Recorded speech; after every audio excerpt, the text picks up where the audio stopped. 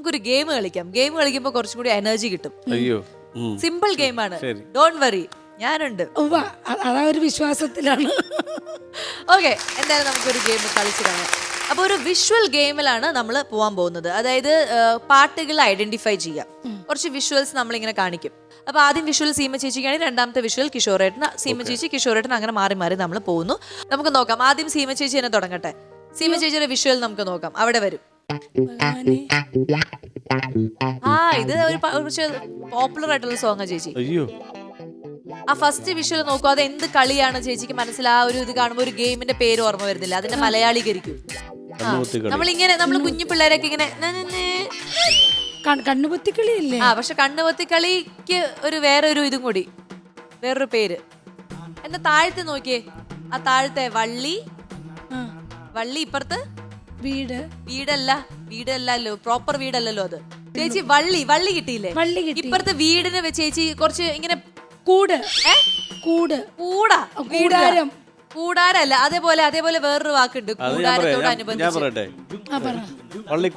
അതന്നെ, വള്ളിക്കുടിൽ. ഒരുക്കി കിട്ടിയില്ല അല്ലേ? കിട്ടിയില്ല. കിഷോറേട്ടന് വേണമെങ്കിൽ പറയാം. അയ്യോ, മറ്റേത് ഇങ്ങനെ കണ്ണു പൊത്തി നമ്മളിങ്ങനെ ഒളിച്ച്. ഞാൻ പറയാം. ഒളിച്ചിരിക്കാൻ വള്ളിക്കുടിലൊന്നും ഒരുക്കി വെച്ചില്ലേ? ഞാൻ പറയാ. സമ്മാനം കിട്ടിയ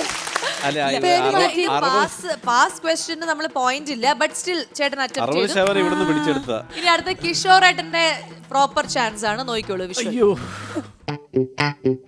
എന്റെ രാഗം വന്ന് ഹൃദയം രാഗം വീണ. ഈ നാലാമത് എന്താ പടം? അതായത് ഹൃദയം മനസ്സിലായല്ലോ. മറ്റത് രാഗം. മറ്റത് വീണ എന്നല്ലാണ്ട് വീണയിൽ നിന്ന് വരുന്ന നാദം അല്ലെങ്കിൽ വീണയുടെ ആ ഒരു ഗീതയുണ്ട്. ചേട്ടാ ഇപ്പൊ പറഞ്ഞതൊന്ന് കണക്ട് ചെയ്ത് നോക്കി. ഹൃദയരാഗ വീണയോ? വീണ എന്ത് ചെയ്തു നമ്മള്? ഹൃദയരാഗ തന്ത്രി മീട്ടി സ്നേഹഗീതയിൽ. അല്ലയോ? ആൻസർ കറക്റ്റ് ആയോ? ആൻസർ കറക്റ്റ് ആണ്. വളരെ സിമ്പിൾ ആണ്. ഹൃദയരാഗ വീണ മീട്ടി സ്നേഹഗീതം. നമുക്കിനി സീമ ചേച്ചിയുടെ വിഷ്വൽ നോക്കാം. എന്റെ ദൈവമേ, ഒന്ന് എളുപ്പമായിരിക്കും. ഇത് സിമ്പിൾ ആണ്. നമ്മുടെ ആ ആക്ടറിന്റെ പേര്, ആക്ട്രസിന്റെ പേര് തന്നെയാണ് വെച്ച് പാട്ട് തീരം. നമ്മൾ മറ്റേ എന്താ പറയാ, വീട്ടിലേക്ക് ഇങ്ങനെ കോലം ഇടുന്നതിന്റെ വേറൊരു വേർഡ്. നമ്മള് ചില അമ്പലത്തിലെ ഉത്സവത്തിനൊക്കെ സാധാരണ ഇങ്ങനെ വരയ്ക്കും. ദേവിയുടെ ഉത്സവത്തിന് കളം. അപ്പൊ ഒന്ന് ആലോചിച്ച് നോക്കിയേ. കാവേരി തീരത്തെ കളമെഴുതുന്ന കല്യാണി. അതൊക്കെ കളം എഴുതുന്ന മുറ്റത്ത് കളമ. അതെന്താണ് കുഞ്ഞതായിട്ട് ഇങ്ങനെ നിക്കുന്നതിന് നമ്മൾ എന്ത് പറയും? തൈ. ഇനി അടുത്ത പേര് പറ. മുല്ലപ്പൂ. അപ്പൊ എങ്ങനെ വരും? ഒന്ന് എല്ലാം കണക്ട് ചെയ്തൊന്ന് പാടി വെക്കും. കാവേരി തീരത്തെ കല്യാണി തൈമുല്ലേ. എന്റെ ഗാനഭൂഷണം മുണ്ടക്കൻ സീമേ. ദൈവമേ, നിങ്ങൾ എന്നെ നാണം കെടുത്തി കൊല്ലും. ചേച്ചി ഇത്ര വേർഡ്സ് കറക്റ്റ് ആയിട്ട് പാട്ടൊന്ന് പാടിയേക്ക്. ഒറ്റൊരു വരി കിട്ടിയില്ല.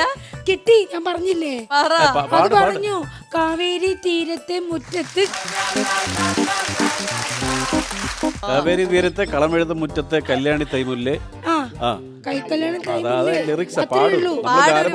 നമ്മള് ഗാനഭൂഷണം അല്ലല്ലോ. കാവേരി തീരത്തെ കളമെഴുതും മുറ്റത്തെ കല്യാണി തൈമുല്ലേ. അയ്യോ, അത് സിമ്പിൾ. കിഷോറേട്ടന് ഇപ്പൊ ഒരുപാട് ഹെൽപ്പ് ചെയ്തു. അതുപോലെ സഹായിക്കും. രണ്ടുപേരും ഓരോ പോയിന്റ്സ് നേടിയിരിക്കുകയാണ്. ഇനി അടുത്തത് മഞ്ചാടി മണി. അതന്നെ, മഞ്ചാടി മണി. ഒടിയനിലെ സിനിമ അല്ലാതെ അതിലെ ക്യാരക്ടേഴ്സിന്റെ പേരൊന്നും ആലോചിച്ച് നോക്കിയേ. ആ കഥാപാത്രത്തിന്റെ പേര് മാണിക്യൻ. അപ്പൊ മഞ്ചാടി മണി മാണിക്യ ചെപ്പോ, മാണിക്യ കുടവും. താഴെയുള്ളത് എന്താണ്? ഒരു കുടവും ഒരു ബക്കറ്റ് വെള്ളവും. അതായത് നമ്മളിങ്ങനെ വെള്ളം ഇങ്ങനെ ഫുള്ളായിട്ട് വെക്കുന്നതിന് നമ്മൾ മലയാളത്തിലൊരു ഇത് നിറഞ്ഞത്. കൂടെ അപ്പുറത്തുണ്ട്, ഇപ്പുറത്ത് വെള്ളം എന്താ ചെയ്തു വെച്ചിരിക്കുന്നത്? വെള്ളം നിറച്ച് നിറച്ച് വെച്ചേക്കും. നിറച്ച്. ആ അപ്പൊ അതൊന്ന് കണക്ട് ചെയ്ത് നോക്കി. മഞ്ചാടി മണി കൊണ്ട് മാണിക്യക്കുടം നിറഞ്ഞു. എന്റെ ദൈവമേ. വേറെ മാതിരി അതിന്റെ ഒരു വരി പാടാൻ പറ്റുമോ? ഞാൻ പാടില്ല. ഗാനഭൂഷണം.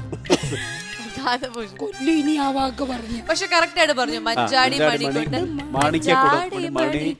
മാണിക്യക്കുടം നിറഞ്ഞു. പക്ഷെ ചേട്ടാ തകർത്തു. അടിപൊളി. അടിപൊളി. അടുത്ത സീമ ചേച്ചിയുടെ. അമ്മ അതാരെ മാർട്ടിൻ ലൂതർ കിങ്ങോ? ആ പുള്ളിയെ പറ്റി പാടുണ്ടോ? അത് പുള്ളിയെ കുറിച്ച് പാട്ടുണ്ടോ? ഇല്ല. അതായത് ആദ്യത്തെ മനസ്സിലായോ? ഒന്ന്. അതിനെ ഒന്നെന്ന് പറയാണ്ട്. അതെ. രണ്ടാമത്തെ ലൈൻ എന്താ? ആദ്യത്തെ ലൈൻ ഞാൻ ഉദ്ദേശിക്കുന്നതായിരിക്കും. ആ ചേച്ചി ഒന്ന് പറഞ്ഞു നോക്കി. ഒന്നെന്ന് പറയാണ്ട് നമ്മളിങ്ങനെ പറയും ഒരു. ആ ഒരു 100. ആ ഇപ്പഴത്തെ ആക്ട്രസിന്റെ പേര്. ആശ. ആ അപ്പൊ എങ്ങനെയാ? 100 ആശകൾ. 100 ആശകൾ. കറക്റ്റ്. ഇനി അടുത്തത് 100 ആശകൾ. 100 ആശകൾ. ഇനി ഇത് കണക്ട് ചെയ്ത് നോക്കിയേ. മിഴി. 100 ആശകൾ. മിഴികളിൽ മിഴിയിൽ മൊഴിയുന്ന പൂക്കൾ. മൊഴിയുന്ന പൂക്കൾ. ഇപ്പൊ ചെയ്തിരിക്കുകയാണ് അവിടെ. ഗാനരചന ശിവാജി നായർ. വിടർന്നല്ല, വിടർന്നിങ്ങനെ പന്തലിക്കണേ. പുഷ്പിച്ചിന് വേറെ എന്നതാണോ എനിക്കൊന്നും അറിയത്തില്ല ചേച്ചി. പുഷ്പിച്ചു എന്ന് പറയുന്നത് നമ്മള് വേറെ പുഷ്പിച്ചു, വിടർന്നു, മൊട്ടിട്ടു. അല്ല, പൂക്കൾ വിരിഞ്ഞു. ഇങ്ങനെ ഇതെന്ത് കഥകളിയാ? വിടർന്ന് പന്തലിച്ചു. എനിക്കൊന്നും അറിയത്തില്ല. അല്ല ശരി, തോറ്റു. അപ്പൊ തോറ്റിരിക്കുകയാണ്.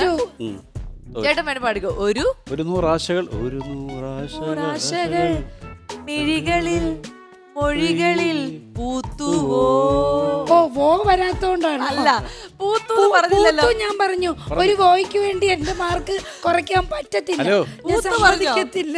പുഷ്പിച്ചു എന്നാ പറഞ്ഞു. പുഷ്പിച്ചു, പന്തലിച്ചു, ഇതൊഴിച്ച് ബാക്കി എല്ലാം പറഞ്ഞു. ഇതെല്ലാം പറഞ്ഞു. പൂത്ത് മാത്രം പറഞ്ഞില്ല. പറഞ്ഞില്ല.